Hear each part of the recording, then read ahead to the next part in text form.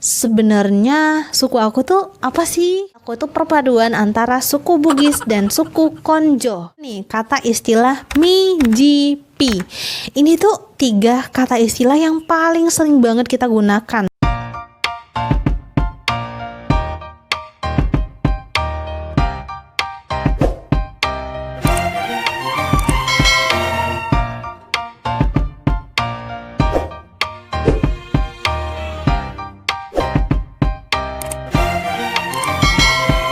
Assalamualaikum warahmatullahi wabarakatuh. Halo teman-teman semua, apa kabar? Aku doain semoga teman-teman semua senantiasa berada dalam lindungan Allah Subhanahu wa Ta'ala. Amin ya Rabbal Alamin. Oke, jadi seperti yang udah teman-teman lihat di thumbnail maupun judul video ini, yaps, bener banget. Di video kali ini aku akan share ke teman-teman semua tentang belajar logat Bugis. Yeay. Tapi sebelum lanjut, aku mau klarifikasi dulu nih ke teman-teman semua. Sebenarnya suku aku tuh apa sih? Karena banyak banget tuh yang nanyain tentang hal itu.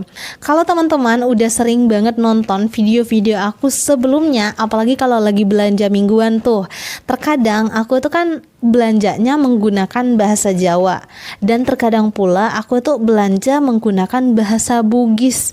Dan yang paling sering nih aku tuh belanja menggunakan bahasa Indonesia tapi logatnya logat Bugis. Bingung kan sebenarnya aku tuh sukunya apa sih? Sebenarnya aku tuh sukunya apa sih? Oke, aku jelasin ya teman-teman. Jadi bapak aku itu sukunya suku Bugis, Bugis Bulukumba, karena memang bapak aku tinggalnya di Bulukumba. Dan mama aku itu sukunya suku Konjo. Teman-teman tahu nggak sih suku Konjo itu apa? Jadi suku Konjo itu merupakan salah satu suku yang berasal dari Sulawesi Selatan. Jadi aku itu perpaduan antara suku Bugis dan suku Konjo. Pertanyaannya, aku tuh bisa bahasa Jawa asal-usulnya dari mana? Oke, jadi gini teman-teman, walaupun kedua orang tua aku tuh berasal dari Sulawesi Selatan, tapi aku sendiri itu lahirnya di Sulawesi Tenggara. Waktu aku kelas 3 SD, aku tuh tinggal di lingkungan orang Jawa. Nah, tetangga-tetangga aku tuh orang Jawa semua, hanya aku aja yang orang Bugis. Nah, teman-teman yang udah biasa tinggal di lingkungan orang Jawa pasti udah tahu kan ya kebiasaan orang-orang Jawa itu, khususnya orang Jawa Timur, kalau ngomong itu suka banget menggunakan bahasa daerah. Jadi tetangga aku itu kalau ngomong ke aku itu jarang banget gitu menggunakan bahasa Indonesia. Nah, awal-awal aku nggak ngerti dia ngomong apa gitu kan. Tetangga aku itu kan namanya Pak Kationo, aku manggilnya Lekno. Nah, Lekno ini suka banget berbicara bahasa Jawa sama aku, ya aku nggak ngerti dong. Apaan sih Lek? Ngomong apa Lek? Nggak ngerti gitu. Tapi lama-kelamaan dia tuh ngejelasin, maksud aku tuh ini loh Nit, maksud aku ini loh gitu. Kemudian istrinya kan namanya itu Mbak Siti. Mbak Siti itu juga suka banget berbicara dengan aku menggunakan bahasa Jawa. Secara nggak langsung aku belajar bahasa Jawa setiap hari. Dan aku sangat-sangat bersyukur banget sih bisa besar di lingkungan orang Jawa sehingga aku bisa fasih berbahasa Jawa. Walaupun demikian, aku juga tetap fasih menggunakan bahasa Konjo dan bahasa Bugis yang merupakan bahasa kedua orang tua aku.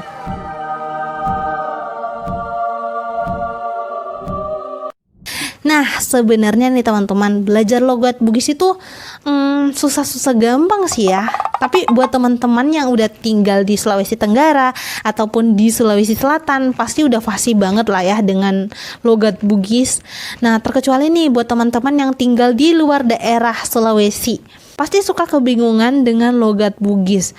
Kenapa? Karena ketika kita berbahasa Indonesia menggunakan logat Bugis, kita tuh seringkali menggunakan istilah-istilah yang membuat orang yang baru dengar itu bingung. Contohnya nih, kata istilah Mijipi. Ini tuh 3 kata istilah yang paling sering banget kita gunakan. Misalnya nih, kata mie. MI. Di sini mie yang aku maksud bukan mie instan ataupun Indomie ya teman-teman, tapi emang tulisannya tuh MI. Nah, mie ini memiliki banyak sekali makna. Yang pertama, artinya sudah dilakukan. Contohnya nih, pergi mie. Nah, itu artinya dia sudah pergi.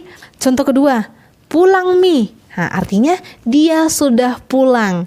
Kemudian kata mi ini bisa juga berarti kalimat perintah atau kata perintah teman-teman. Misalnya makan mie. Nah, makan mie ini bukan berarti kita tuh lagi makan mie, makan Indomie gitu loh. Bukan ya teman-teman, tapi maksudnya adalah silakan makan. Atau mungkin ambil mie. Nah, itu tuh artinya silakan diambil. Kemudian contoh berikutnya, ayo mie. Nah, itu artinya ayo kita pergi gitu. Jadi mie ini memiliki makna yang banyak sekali. Jadi itu yang kedua ya teman-teman. Yang ketiga itu bisa bermakna kayak banget gitu, banget. Contohnya nih kata lamanya mie. Nah, lamanya mie ini artinya lama banget atau mungkin lama banget gitu. Kemudian yang kedua sakitnya mie. Nah, sakitnya mie ini bisa bermakna aduh sakit banget. Kemudian contoh ketiga, lambatnya mie.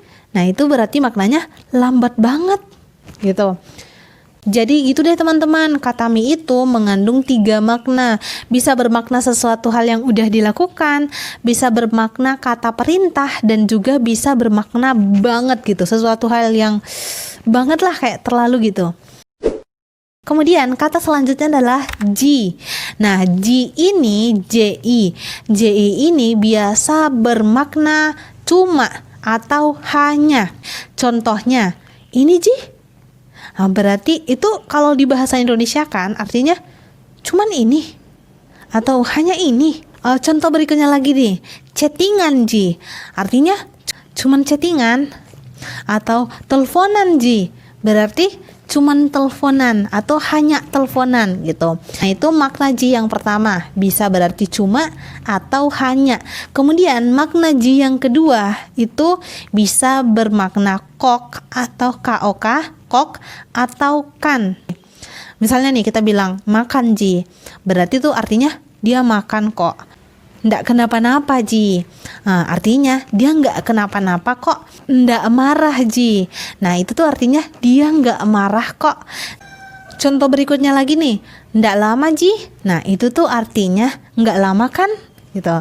Nah, jadi ji ini bisa bermakna kok, bisa juga bermakna kan, bisa juga bermakna cuma ataupun hanya gitu, tergantung bagaimana kita menggunakannya juga. Kemudian ada juga kata pi.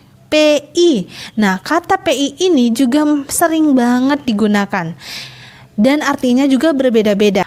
Yang pertama, pi ini bisa bermakna lagi. Contohnya, tambah pi. Nah, itu tuh artinya tambah lagi. Kemudian, pi juga bisa bermakna saja.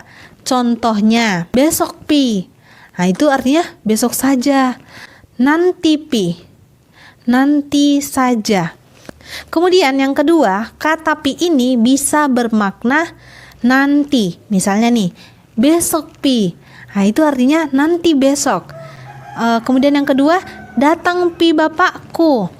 Artinya nanti kalau bapakku sudah datang. Atau subuh pi. Nanti kalau sudah subuh. Cukup pi. Artinya nanti kalau sudah cukup. Jadi ya belajar bahasa Bugis itu sebenarnya susah-susah gampang. Tergantung kita mau mengucapkan kata apa dan bagaimana kita mengucapkannya. Oke teman-teman, cukup sekian dulu video aku hari ini. Semoga bermanfaat ya. Kalau teman-teman suka dengan videonya, jangan lupa like, komen, dan share ke akun media sosial teman-teman. Sampai ketemu lagi di video selanjutnya. Assalamualaikum warahmatullahi wabarakatuh.